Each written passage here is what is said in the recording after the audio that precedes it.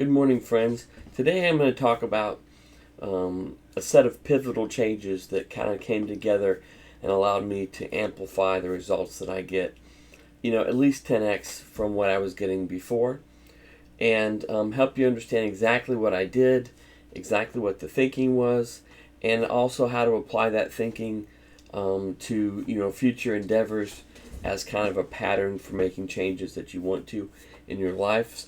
So let's get right into this. So I'm going to call it this series, 10xing your results. Although as I look back, my results were more like 31x from what I was getting prior. And they aren't ambiguous. These are very specific things that I learned, that I changed the way I was thinking, and that therefore my results changed to results that might align with what you're looking for. And so I'll start with what I was doing before. And so we'll say up to 2011, I really thought I knew how to invest. I'd read the first book of investing. I'd read several investing books.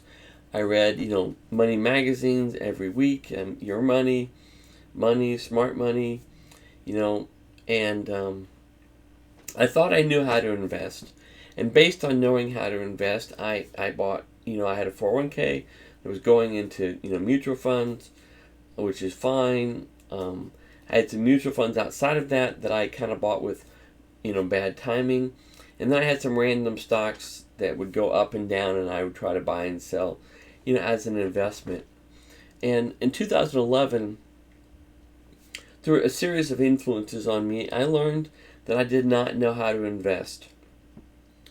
And so if you're kind of in the same process, mutual funds and 401ks and random stocks, and you feel like there's no systematic nature to what you're doing, I would suggest that you probably don't know how to invest yet, which is okay, because I'm not sure about what skills you do have, but if you think back about how you learned how to play soccer or baseball or how to do your job at work, it was quite a ramp up into understanding what that was. And so it's not natural to have a skill. And most people think that they know how, and therefore that prohibits them from learning how. So one of the first things I did after or at least to learn how to, that I didn't know how to invest, was I read a book from 1926 called The Richest Man in Babylon. And when I tell you about the titles of these books, I don't want you to think that you understand what the book is about, because it's just a title. So get past the title and understand what a book is about by getting into that book. Otherwise, it will prohibit you from taking action where other people have and get superior results to what you get today. In The Richest Man in Babylon, there was a supposition that questioned whether being wealthy was something that you were, and it was something you got and you just have money, or something you are, and therefore a set of skills that you could learn or acquire from someone else that had those skills. And based on that, I learned that wealth is a skill and not property. It's not something you have. It is something that you do, something you learn, a set of skills, the way you operate that leads to that, right? So if you win the lottery, for instance, and you have all this money, the reason it goes away is because money doesn't make you wealthy. Operating in a certain way makes you wealthy, okay? So with that learning that it was a skill, I thought, well, I don't have that skill. And so the second step was really to kind of understand, why would I get that skill? I was a good saver at that point. Why do I need to learn how to invest? And learning a compelling reason for that was one of the keys to pushing myself to go to the next level. And for me, it was about feeding my family, not moving if I lost my job, and not being dependent upon an employer that was not reliable, did not have my best interest in mind. So a couple of things that I did was I read the book The Millionaire Next Door, and in that book, when you read it, you will learn what actually millionaires do. Okay?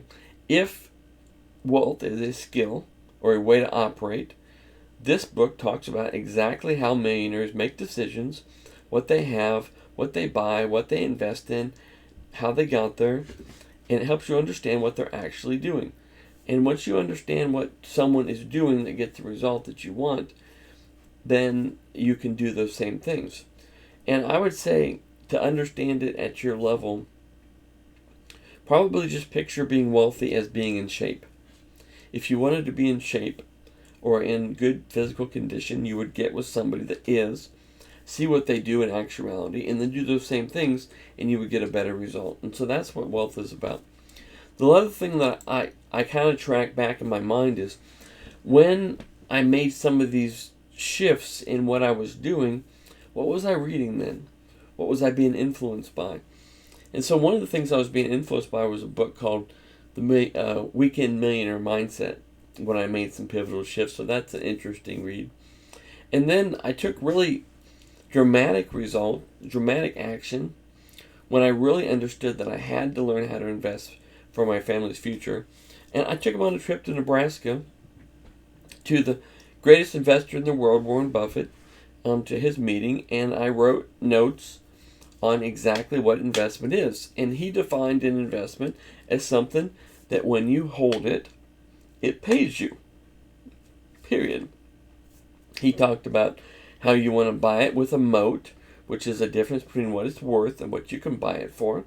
And that gives you more safety in that investment. But if it doesn't pay you when you're owning it, it's not an investment. It could be speculative or speculation, but it's not an investment. And so when I learned that definition of investment, I came back home, and within a week, I saw an investment and used some of the stuff that I had saved to buy that first investment, the true investment. And so, in general, the principle, because I like to take a situation and run through it, and then draw a general principle that I can apply across the board. In general, the principle is, if you want to learn something, you first have to believe you don't know it. If you know it, it prohibits you from learning it. So if you want to learn how to invest, you have to believe that you don't know how to invest. So if you're telling me right now, I know how to invest, then great, you're done. Right? You'll get the result that you get. But the second step is to see the compelling reason to learn. So if you want to take action, you have to understand the compelling reason to take action. Now, there's a book called, by Tony Robbins, called, just a minute. We'll go into that in the next video. But there's a book by Tony Robbins, you can look it up, and it talks about how to get yourself to take compelling action. The third thing that you have to do is you have to take action proportional to the compelling reason. So if your reason for taking action is life and death, then you're going to be much more compelled to take dramatic action. And for me, it was way outside my comfort zone. It was get your family in the car and drive to Nebraska, which is huge. And, that was one of the big pivotal changes for me.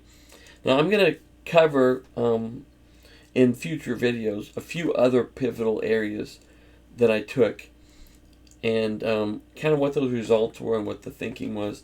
And so look out for that coming soon. And this comes under, we have the 5-step plan about how to become wealthy.